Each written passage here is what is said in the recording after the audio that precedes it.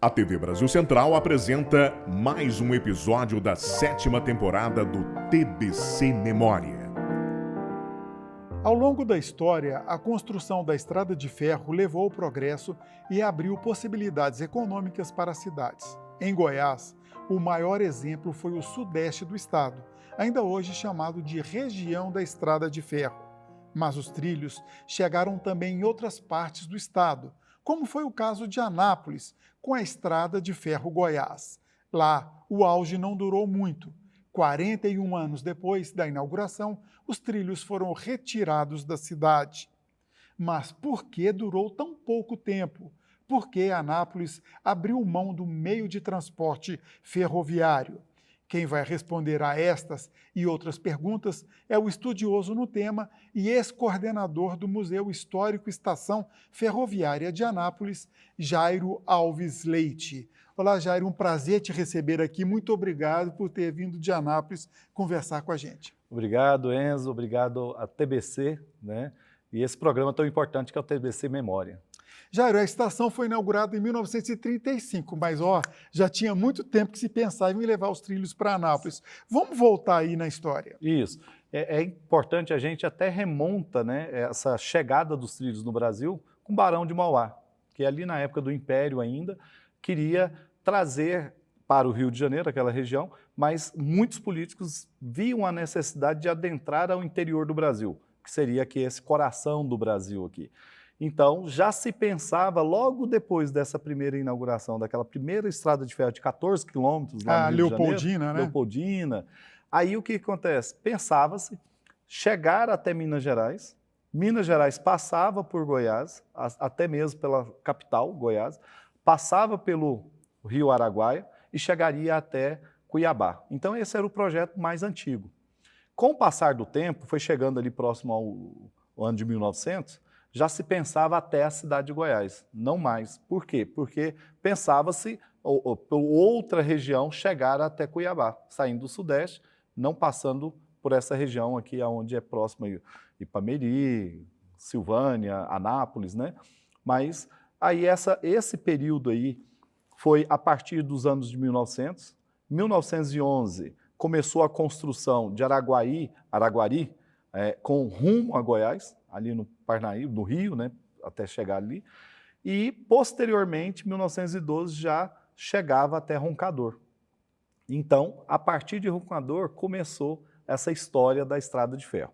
Agora, tem um lapso importante da gente pensar nesse trecho da estrada de ferro Goiás, que é de 1915 até 1920, mais ou menos, né? Ali, meados da década de 20. Por quê? Porque nós tivemos a chegada da Primeira Guerra Mundial. Então, era a Europa onde comprava os trilhos, onde comprava o maquinário, vamos dizer assim, as locomotivas, né? Vinham desses países. A famosa Maria Fumaça. A famosa Maria Fumaça.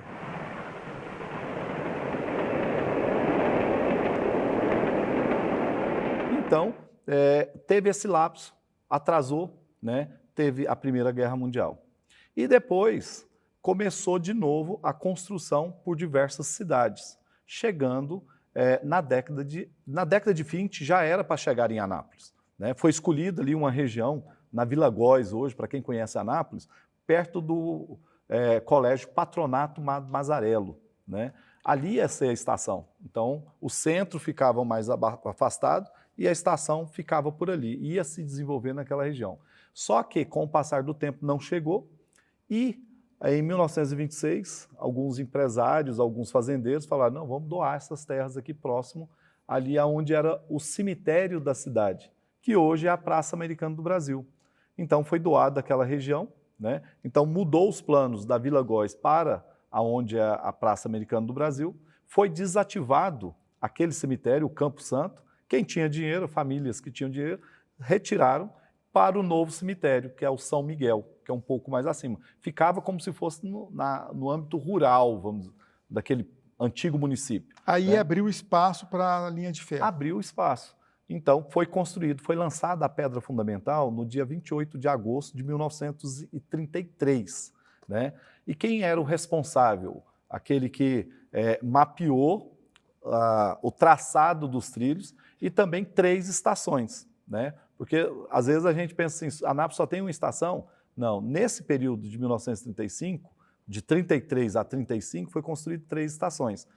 A Engenheiro Valente, que hoje ela já foi demolida, né? Ela, no leito, era uma estação pequena, uma estação de apoio, e também a segunda, saindo de Leopoldo de Bulhões, Engenheiro Valente, e depois General Curado. Era estação de apoio também. A estação principal, em termos arquitetônicos, é aquela do centro da cidade, ali na Praça Americana do Brasil. Inclusive, tirando a de Goiânia, que é estilo Art Deco, que só foi concluída, inaugurada no início dos anos 50, em 35 era a estação mais bonita. Ela tinha uma torre, tinha um hall de entrada, tinha a parte da logística, o galpão maior, a parte administrativa, tinha uma sala de espera, né, com mobiliário e tal, os mais abastados sentavam ali. E tinha o relógio na torre também. Então era uma estação assim mais bem acabada. Arquitetonicamente, estilo eclético, onde você vai ver colunas. Quem projetou ela? O engenheiro Venefredo Barcelar Portela. Venefredo com W, né?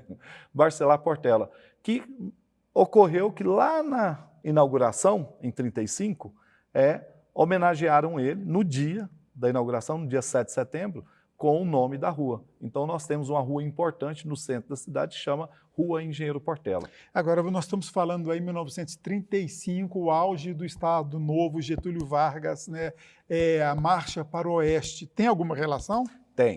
E antes mesmo da Marcha do Oeste, a gente pode destacar uma presença de uma mulher, né? Essa mulher ela chama Joan Lowell. Ela é uma atriz norte-americana que contracenou com Charlie Chaplin. No ano de 2025, completa 100 anos que ela participou daquele filme, The Gold Rush, né, que é Em Busca do Ouro.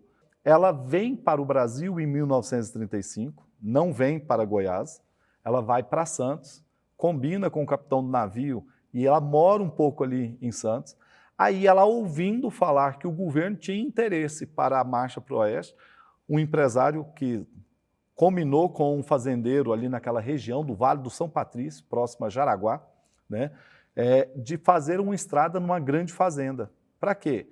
Essa estrada ia possibilitar vender pequenas fazendas. Contrataram eles, não sei por quê, porque ele era marinheiro e ela atriz, para coordenar uma estrada que levava até, passava dentro dessa fazenda. E aí eles foram, mas só que a companhia quebrou, eles voltaram para Jaraguá, doente, acabaram indo para Anápolis, essa atriz. Ali no final da década de 30, já tinha estação. E sobre a John Law, a gente inclusive tem, é importante dizer, nós temos um TBC Memória específico sobre isso, se você está curioso, curiosa, é com a professora Valéria Cristina Pereira, que a gente conta mais essa história dos astros de Hollywood em Anápolis. Isso. Mas contextualiza a questão política do Estado Novo. Então, o Estado Novo queria fazer a Marcha para o Oeste. Aí o Bernardo Sayão, ele vem responsável, sai do Rio de Janeiro, é engenheiro, né? E ele vem tomar conta da colônia, porque CANG, Colônia Agrícola Nacional do Estado de Goiás. Então, a colônia criado um pedaço ali, um núcleo, né, chamado colônia. E ele era mão de ferro. Tipo assim, ele não queria bagunça, não queria bebedeira, não queria prostíbulos, não queria... Era para colonos, para fazer um celeiro no estado de Goiás. Por quê? Porque tinha a visão de trazer a capital. Como que você traz uma capital se você não tem estrada, você não tem nada e não tem alimento para alimentar esse novo povo que vai chegar? Então foi criada essa colônia agrícola e ele veio organizar. Rialma é aquela região ali, anteriormente era Barranca. Então, os bares, os prostíbulos eram tudo em Rialma. Então quem ia dormir e saía, atravessava o rio com barco e ficava lá. Aí o Bernardo Sayão precisava de trazer mercadorias, mandar mercadorias para o Rio de Janeiro. E por onde fazia esse transporte? Saía lá onde era a antiga colônia, que hoje é Séries, vinha, chegava até a estação de Anápolis, embarcava até mesmo como passageiro ou mercadoria e era um fazia. Entreposto. Era né? um entreposto. Então Anápolis foi importante para a CANG, né? E também o escoamento. Na década de 40, ali, quando chegou esses colonos, plantou-se muito arroz. Anápolis tinha muita cerealista para beneficiar desse arroz. Então, Anápolis ela se destacava economicamente na logística. Você está falando muito de transporte de carga, mas essa ferrovia transportava passageiros também. Por exemplo, eu morava em Anápolis, eu queria ir para São Paulo. Dava para eu ir de uma a outra cidade só de trem? Com certeza. Você pegava ali o trem em Anápolis, ela já saía aqui, passava por aquelas 2 estações que eu mencionei, General Curado, hoje fica no Distrito Agroindustrial de Anápolis, que é o DAIA, e depois chegava ali naquela estação de Engenheiro Valente. De Engenheiro Valente seguia Leopoldo de Bulhões, Silvânia, que era Bonfim, hoje é Silvânia, né? E daí por diante. Chegava até Araguari. E lá em Araguari ele tinha de mudar de companhia, que era a Estrada de Ferro Goiás, e depois pegava a Mogiana. Então a Mogiana, ela ia até São Paulo. Então, no Triângulo Mineiro ali, era bem farto, né? E foi muito importante, era a baldeação, vamos dizer assim, que era citado, né? Então, funcionou muito o transporte de pessoas, né? De passageiros e também de carga. Nesse período, principalmente na década de 40, foi muito pujante. Pois é, você citou a importância, né, para a CANG, e a Estrada de Ferro surgiu em Anápolis, nasceu junto com Goiânia. Sim. Eu queria que você falasse sobre essa relação com Goiânia e 2 décadas depois, praticamente, com Brasília. Goiânia foi de amor e ódio. É interessante a gente colocar, por quê? Porque quando foi lançada a pedra fundamental da estação, foi no dia 28 de agosto de 1933. E Goiânia tinha recém-lançado, em maio daquele mesmo ano, a pedra fundamental para a construção da capital, né? Então, demorou um pouquinho mais a construção de Goiânia. E a estação, como era menor, vamos dizer assim, foi construída, era para ter sido inaugurada em 1934, e foi inaugurado somente em 1935, no dia 7 de setembro de 1935. Ao inaugurar, então, chegava a mercadoria toda até Anápolis, colocava dentro dos caminhões pequenos, não era uma carreta, vamos dizer assim, né, e levava as mercadorias. Eu costumo dizer que Anápolis contribuiu tanto com as cerâmicas, né, que as telhas, tijolos também, lá na região de Goiânia, aqui na região de Goiânia, também tinha suas olarias e tudo, mas Anápolis também mandou muito tijolo, muita telha para as construções aqui, né? Anterior a essa logística. E depois, eu costumo dizer que o acabamento de Goiânia chegou muito, por assim dizer, pela estação ferroviária. Chegava do leste do país, parava em Anápolis e vinha no chão, estrada de chão. Vinha pela estrada de chão, tipo pela rodovia, né? E Brasília?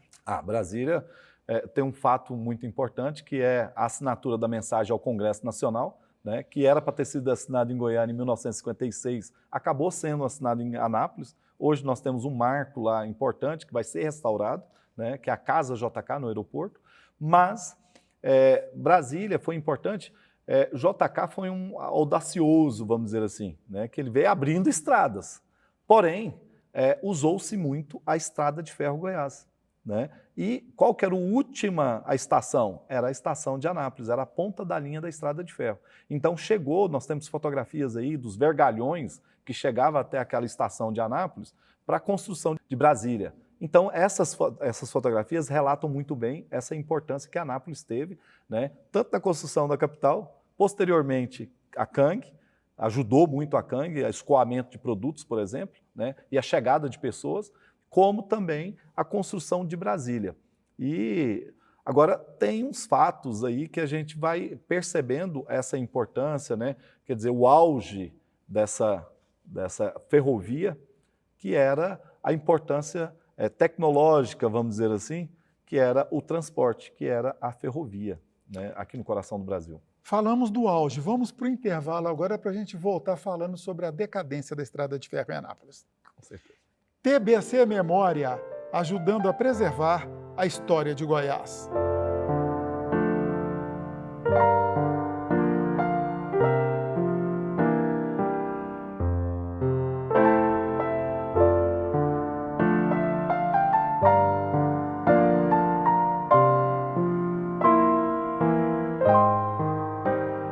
O tema deste episódio do TBC Memória é a Estrada de Ferro em Anápolis, do seu surgimento à decadência. Quem fala sobre o tema é o ex-coordenador do Museu Histórico Estação Ferroviária de Anápolis, o historiador Jairo Alves Leite. Jairo, falamos do apogeu da Estrada de Ferro. Agora, em 1976, os trilhos foram tirados do centro de Anápolis, seria o fim desse projeto.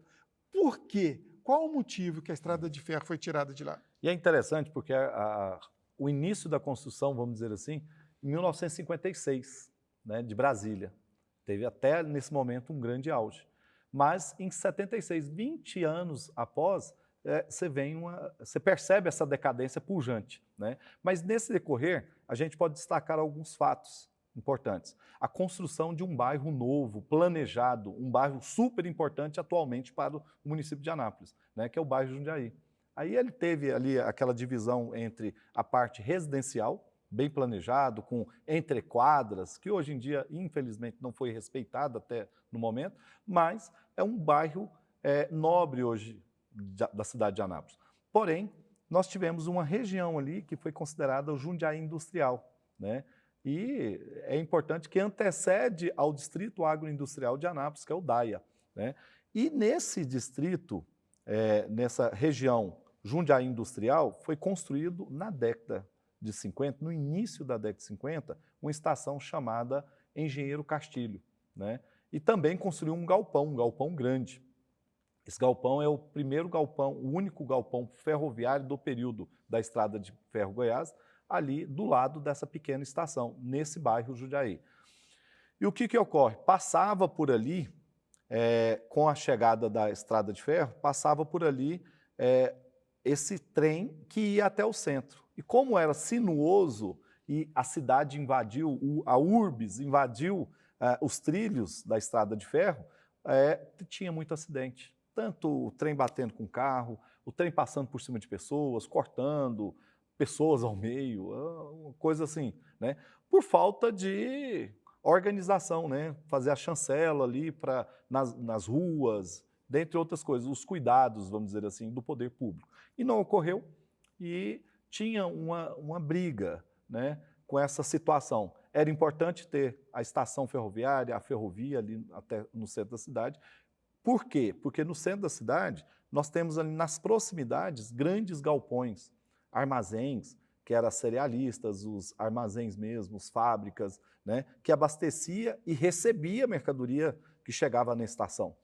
Então, em 1963, esse proprietário, o Jonas Duarte, ele acaba querendo trazer aquela estação principal para essa nova estação pequena que chamava Engenheiro Castilho. Mais distante do centro. Mais distante do centro, porque aí ia eliminar aquele trecho dessa estação até o centro, né? E o que ocorreu? Ele pega, faz um projeto, tenta fazer um projeto para fazer uma estação maior lá no Jundiaí Industrial, para ser a ponta da linha da estrada de ferro. Que isso ia resolver o problema daquele traçado sinuoso que chegava até o centro, mas também resolveria o problema dele, financeiro, das vendas dos lotes do bairro Jundiaí, né? Porque você chegaria ali, então você teria um desenvolvimento muito mais amplo, vamos dizer assim. E brigou, teve problema, por exemplo, com os carroceiros que faziam aquela parte. O seu João Florentino, né, morreu agora, com 98 anos, é uma pessoa fantástica. Quem era o João Florentino? João Florentino era um carroceiro, né? Ele chega meados da década de 40, ele é de 1926, ele tinha menos de 20 anos, e foi trabalhar como auxiliar de carroceiro. E, ao trabalhar, o chefe dele, o dono da carroça, falou: estamos indo para Niquelândia, porque lá está mexendo com minério e eu vou. Aí deixou a carroça com ele não tinha dinheiro para pagar, e falou: não tem dinheiro para pagar. Ele falou: não, você vai pagar. Ele pagou antes do prazo. Na hora que ele viu, ele já tinha 2 carroças, passou a ter 3, passou a ter 4, na hora que ele viu, ele tinha 10 carroças e acabou tendo Quer dizer, caminhão. ele ficou importante e aí ele peitou o Jonas Duarte. Mas o Jonas Duarte conseguiu tirar os trilhos de lá. Aí ele não conseguiu, mas ele tentou, com um atentado aos trilhos, né? Pegaram as máquinas, entortaram os trilhos ali no cruzamento dos trilhos, próximo à Praça Dom Emanuel Gomes de Souza Ramos, que é no bairro Jundiaí, com a Goiás. E no pontilhão, que hoje é próximo ali, de trás da rodoviária, ele colocou dinamite, né? Rumou um grupo, ficou um fato inusitado. Por quê? Porque ele pega o Onofre Jim, vai lá, pega uma locomotiva com foguista, nem era, e traz até depois dos trilhos que eles iam danificar. Tipo assim, porque se danificasse, não ia ficar uma do lado de lá empacada, né? E essa organização tirou o policiamento do centro da cidade e levou para os distritos, 1 mês, 2 meses. No 3º mês ocorreu esse fato. Então, esse carroceiro, João Florentino, veio até Goiânia conversar com o governador para reativar. E tudo foi organizado, foi feito um churrasco depois lá, né? E foi reorganizado. Anos depois, somente no dia 5 de maio de 1976, que é feita uma festa, já na gestão do prefeito Jamel Cecílio, estava comemorando 1 ano, e fez uma festa falando que a modernidade estava chegando, né? Por quê? Porque não foi investido, os trilhos estavam decadentes, a ferrovia no Brasil estava menos importante do que a rodovia, né? Os caminhões estavam... Sim, ganhando espaço. A fluência estava maior. Certo. Aí em 76, então, a gente pode considerar o fim, essa data que você falou. Do centro da cidade. Do centro. E o que aconteceu com aquele prédio bonito, que parece até que é tombado? Isso. Então, naquela época, pensaram até em demolição, né, quando foi desativado. E o tiro de guerra, nós tínhamos um tiro de guerra no bairro Jundiaí, o bairro Jundiaí também, voltando no bairro Jundiaí, né, os meninos chegavam bem de madrugada e estava tendo assalto e assaltando esses meninos. O responsável pelo tiro de guerra, ele fala, não, eu vou solicitar aquela estação. Então, solicitou a estação para o prefeito, para quem... autoridade. E ali foi repintada e foi feito o tiro de guerra, porque na Praça Americana do Brasil era o ônibus circular, o ônibus coletivo do município era na praça, então era de frente. Então, facilitou muito.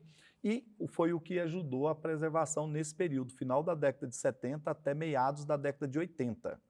Aí, no fim da década de 80, o prefeito ele foi e doou aquela parte de trás da estação onde passavam os trilhos, chamada esplanada, né?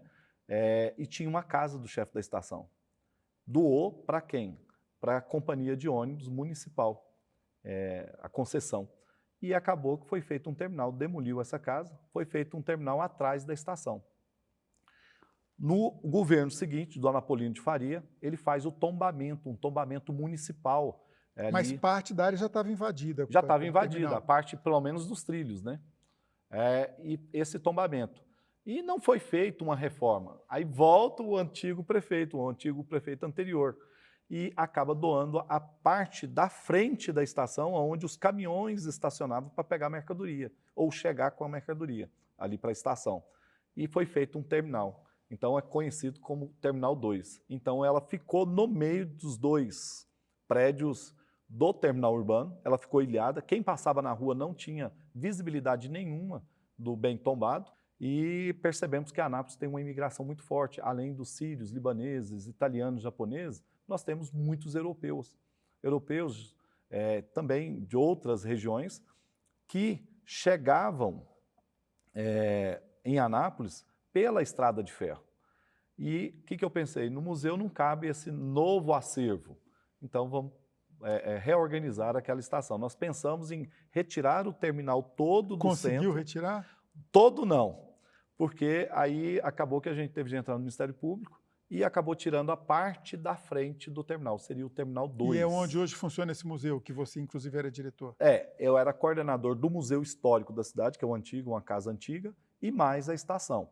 E ele vai ser implantado o Museu dos Ferroviários, ou dos imigrantes e ferroviários, ou somente dos ferroviários, né? Hoje ele está faltando praticamente só a pintura final. Mas o prédio em si, ele está bem preservado, inclusive ele é tombado pelo município? Tombado pelo município, né? Ele foi restaurado em 2015 para 2016, né? Depois que ganhou na justiça a retirada do terminal, tirou o terminal e restaurou ele, né? Foi feita uma reforma ali. A pintura não é totalmente a correta, né? E a gente, nesse período posterior a 2016, lá em 2017, até o ano passado, nós conseguimos avançar, conseguimos fazer os banheiros para atender, por exemplo, os visitantes e tal, uma copa, fizemos um painel, fizemos o gradil para fazer a proteção ali, e estava faltando o restauro das portas e janelas, porque são portas e janelas maravilhosas, né? Está completando esse ano 90 anos de construção, né? De inauguração, na verdade. E essas portas e janelas elas foram tiradas todas as camadas de pintura, que eram 7 camadas de pintura nas portas e janelas, né?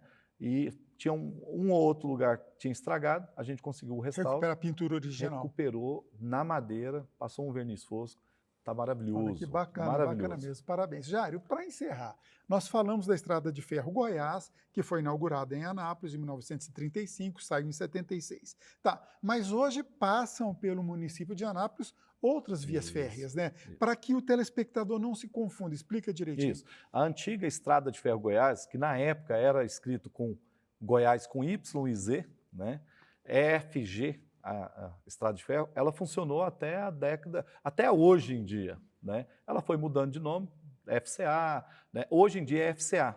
Tinha a Ferrovia Federal também, depois da Estrada de Ferro Goiás, hoje é FCA, que toma conta. Então ela passa por Araguari, pelo mesmo traçado e chega até o Distrito Agroindustrial de Anápolis, o DAIA.